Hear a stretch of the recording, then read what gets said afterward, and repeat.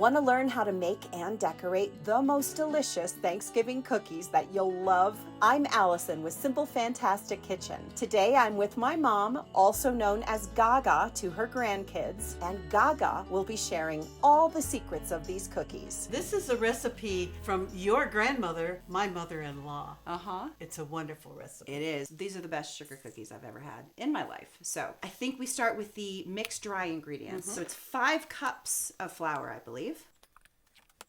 1 teaspoon of baking soda and 1 teaspoon salt.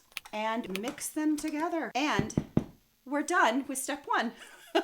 Now we're going to go ahead and put the wet ingredients in and make the dough.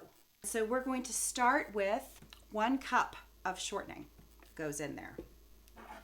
All right, it kind of looks like ice cream, doesn't it? Then you're going to do 2 cups of granulated sugar, and I am using cane sugar because that's what I really like.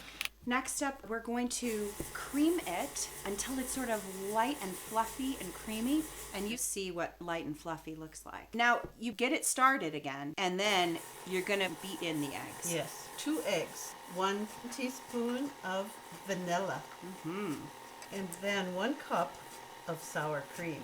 Sour cream. It's pretty much the secret ingredient. So now we're going to bring in the dry ingredients from earlier, and we're going to change to the dough hook.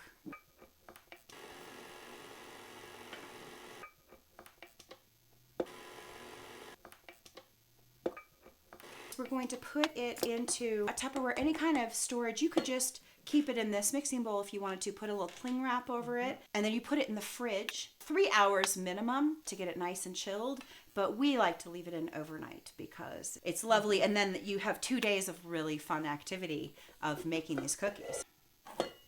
Tupperware is covered and it's ready to go into the refrigerator. What do you think, Mom? You want a little taste? Let me see here.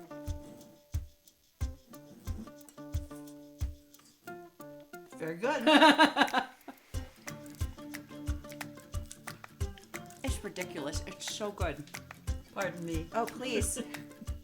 So now that you have chilled your cookie dough, take a portion of the cookie dough so it's a little bit more manageable to roll out. About yay big. Works for us really well. Preheat your oven to 375, and then you're going to flour your silicone baking mat or whatever you are working with. We love this. This works really well for us. And then the most important thing is that you have an evenness in terms of thickness of the dough, and I have found that this specialty rolling pin works really well to help with that. It's my little cheat. It's got a little screw in system here and a little washer, and there's about 4 different washers I think that came with the rolling pin that I got, and you basically screw it in and then you have your thickness that's desired. My thickness is about 1/4 of an inch for these cookies. It just helps because it makes sure that all of your cookies are going to be the exact same thickness, which means the baking is going to be even, and it just really helps you a lot It sure does. in the process. So here we go.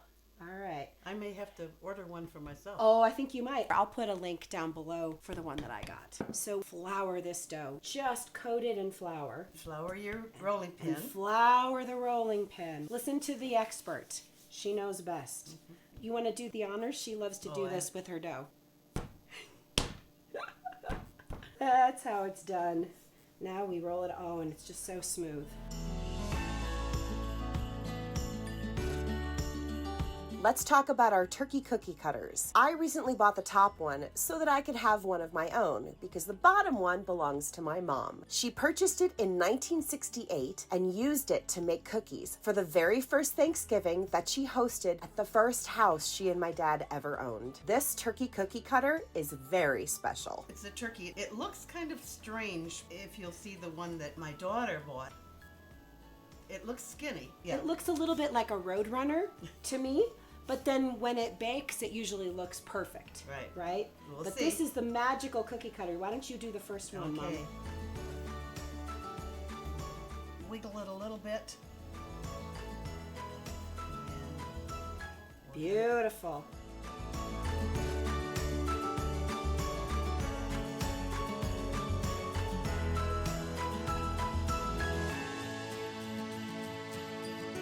And now we wait. Usually is about $3.75 for 10 minutes, but with a caveat, check it at 8. I don't really like to have them brown at all. Yeah.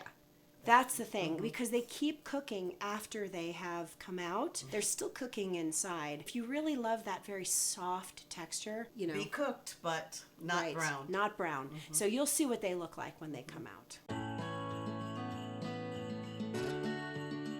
See, this is what they look like when they're exactly the way my mother and I love them. Our whole family loves them this way. They're very, very soft. They're going to continue cooking, but they're not brown at all. So this is perfect. You'll want to let them cool for a total of 20 minutes before decorating them. First, let them cool for 10 minutes on the baking sheet, then move them to a cooling rack for an additional 10 minutes. Now we have gotten to the really fun part, which is the decorating of the Thanksgiving turkey cookies. And one thing that we have found indispensable is Brock's Autumn Mix.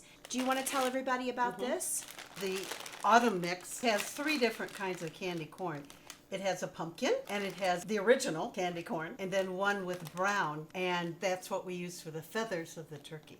Oh, by the way, both of our turkey cookies turned out fantastic, I think. My little turkey cutter and the original, the OG turkey cutter. We're both going to decorate our own cookie cutters, pretty much in identical fashion. But we're going to decorate each of the cookies that we made. And we're going to get started. And the first step is just to frost with chocolate frosting, a brown frosting. And of course, you're welcome to do like a royal icing, which would be self-leveling, but we love to do it this way. It's just, honestly, it's a little more fun. It's a little thicker frosting. And I find that it holds the candy corn feathers better. Don't you think, Mom? Yes. Than doing like a real pristine royal icing. Yes. And you usually don't have to be as precise or precious on these edges over here, because this is where the Right. candy corn feathers are going to go. Right. Looking good already, That's right? perfect. And then this one is called the tail feather, like shake a tail feather, right? That's right. Show them what you do for the beak. All right. We take one of the original candy corn and cut the top off of it to Cut the make it top smaller. off. About like this, About you there? think? Sure, let's give that a go. And then I'm going to try to put one in.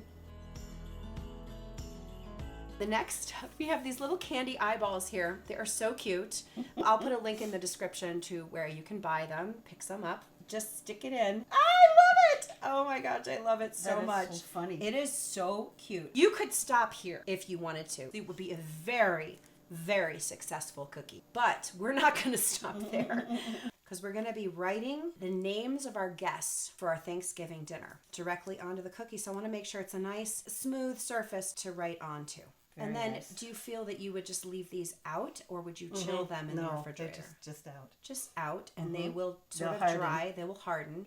Look how beautiful these are. Yep. We think that the cookies have dried well enough, and so now we're going to have our ready-to-use Write-On gels. And so now we are just going to do the waddle on these. And so now we're going to be writing names on them, which is a tradition in our family. That's right. Everybody gets their own cookie with their name on it, every guest at the Thanksgiving table. So now we have all of our turkey cookies decorated.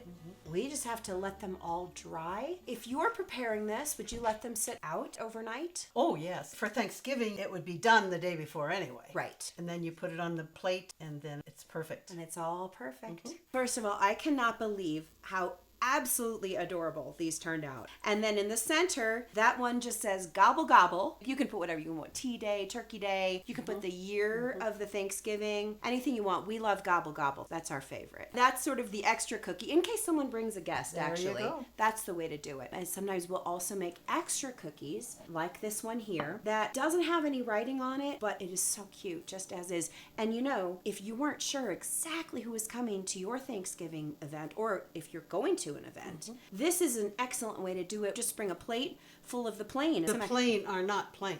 They are not plain. Nope. They are very, very ornate and decorative with their plumage and their beaks and their wattles and their very wide eyes. And I think the only thing left to do is for you and I to eat our cookies with our names on it. I see What the do you Gaga. guys think? I think we I have see the to. Gaga. I see the Allison.